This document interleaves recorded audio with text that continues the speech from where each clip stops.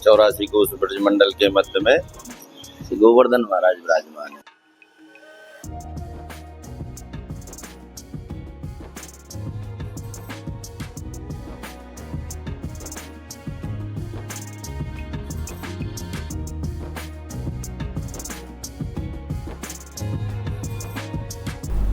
नमस्कार दोस्तों, मैं यात्रा गुरु से गिरिराज शर्मा आपका स्वागत करता हूं।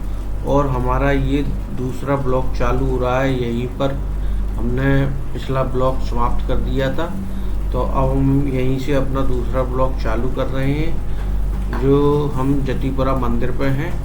और जतीपुरा मंदिर पे ये सारे सन्यासियों की फ़ोटो लगी हुई हैं, जो सब यहाँ पर शुरुआत से रहे हैं। अब इनका समय तो हमने नहीं पढ़ा, लेकिन बताती हैं कि ये कई शताब्दियों से फ़ोटो लगे, कोई 100 साल, कोई 200 साल, ऐसे मतलब ये सब लोग यहीं पे रहे। और यहाँ से हम अपना सब ये देख के और अपना दूसरा ब्लॉग चालू कर देंगे। और पिछला ब्लॉग आपको कैसा लगा, आप हमें कमेंट्स करके बताएं, शेयर करें। और जिस सज्जन ने, जिन लोगों ने हमारा चैनल सब्सक्राइब नहीं किया है, वो सब्सक्राइब कर लें, जिससे कि हम आगे और ब्लॉग बनाएं। हालांकि ये हमारे गोवर्धन परिक्रमा का ब्लॉग तो पूरा कंटिन्यू आएगा, और ये है कि हम इसको ब्लॉग बाई ब्लॉग देंगे। चलो चलते हैं, अब राधे राधे। महाराज जी चलो सर।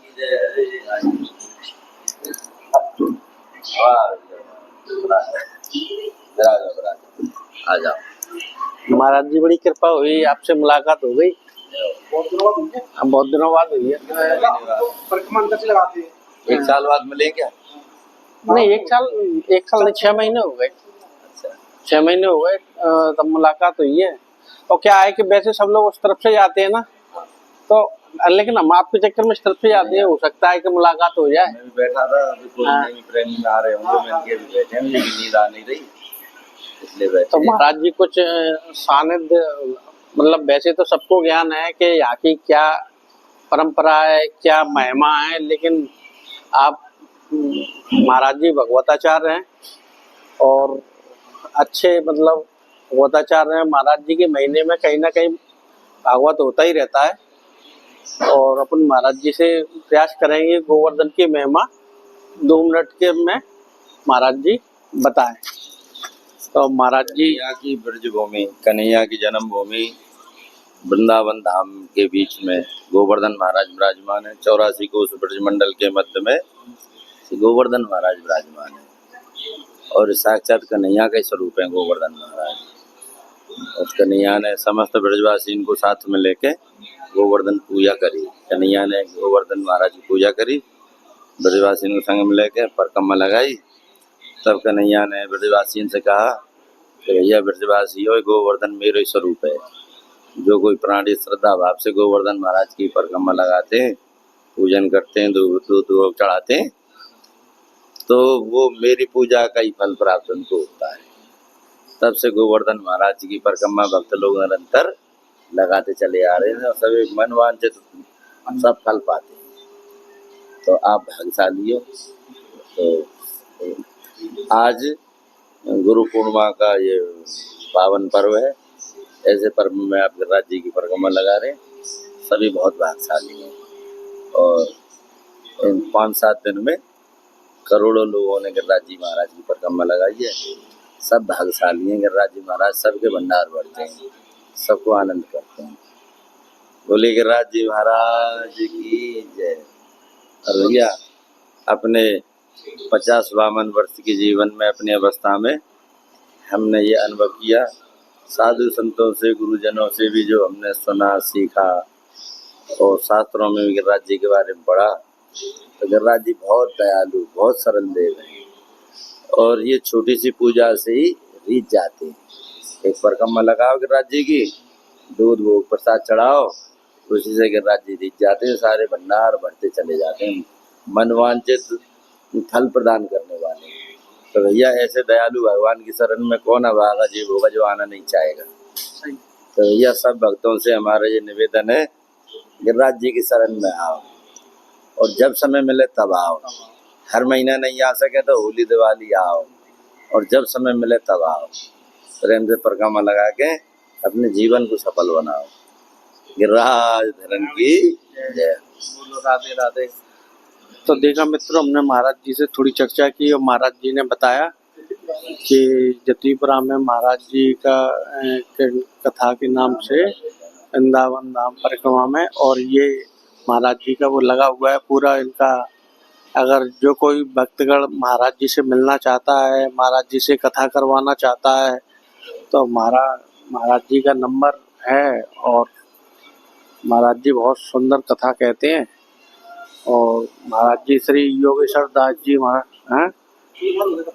हाँ, बिल्कुल सही। ठीक है दोस्तों, फिर परिक्रमा हम आगे चालू करते हैं। राधे राधे।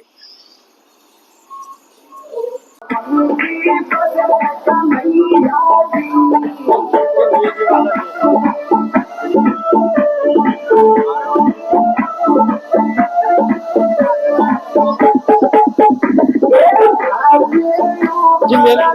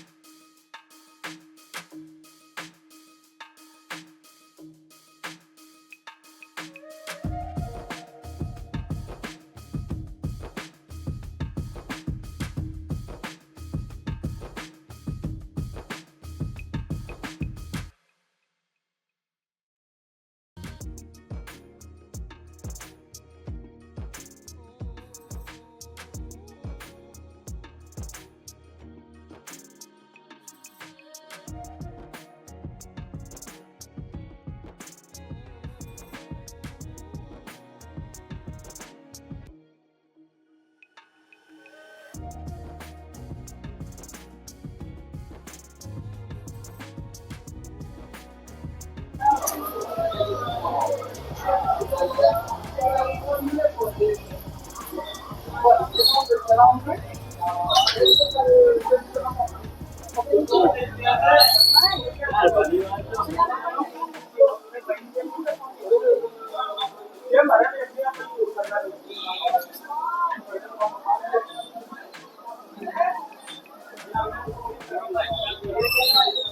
दोस्तों हमारी पहली बड़ी परिक्रमा यहाँ समाप्ति पर है और ये जो स्थान है यहाँ पर बड़ी परिक्रमा समाप्त होती है और इसको डोग लगाई।